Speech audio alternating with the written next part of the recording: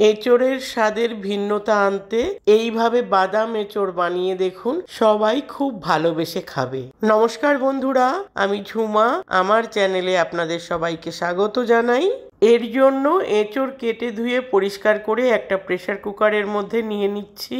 এর মধ্যে পরিমাণ মতো লবণ, হলুদ আর জল দিয়ে একটা সিটি দিয়ে সেদ্ধ করে নেব।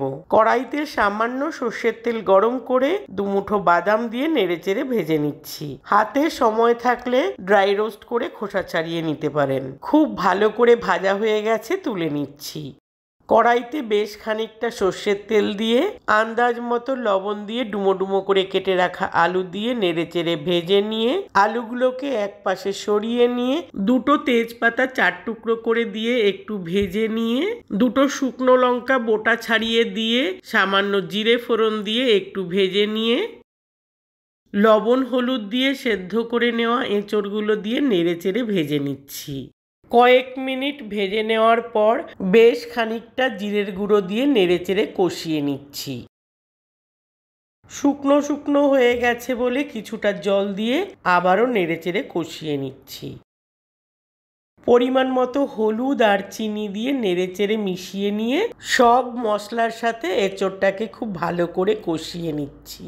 কয়েকটা কাঁচা লঙ্কা দিয়ে ভাজা বাদামগুলো ফাইন পেস্ট করে নেব। মশলা মোটামুটি কষানো হয়ে গেছে। 1 চা চামচ কাশ্মীরি লঙ্কার গুঁড়ো দিয়ে সামান্য জল দিয়ে আবারও ভালো করে কষিয়ে নিচ্ছি। আলু সেদ্ধ হয়ে গেছে, সবজির জলটা পুরোপুরি শুকিয়ে যাওয়া পর্যন্ত কষিয়ে নেব। খানিকক্ষণ কষানোর পর জলটা পুরোপুরি শুকিয়ে গেছে। বেশ খানিকটা জল ঢেলে দিয়ে নেড়েচেড়ে মিশিয়ে নিচ্ছি। খুব ভালো করে মেশানো হয়ে গেছে। টেম্পারেচার কমিয়ে দিয়ে একটা ঢাকা দিয়ে দিলাম। মিনিট 5 পর ঢাকাটা খুলে কাঁচা লঙ্কা আর বাদাম বাটাটা দিয়ে নেড়েচেড়ে মিশিয়ে নিচ্ছি। মিক্সির জারটা ধুয়ে জল দিয়ে আবারও নেড়েচেড়ে মিশিয়ে নিচ্ছি। খোলা অবস্থায় ফুটিয়ে নিয়ে জলটাকে একটু শুকনো করে নেব। জলটা অনেক শুকিয়ে গেছে। গরম মশলার গুঁড়ো দিয়ে দিলাম। 4 চা চামচ ঘি দিয়ে দিলাম। নেড়েচেড়ে মিশিয়ে নিচ্ছি।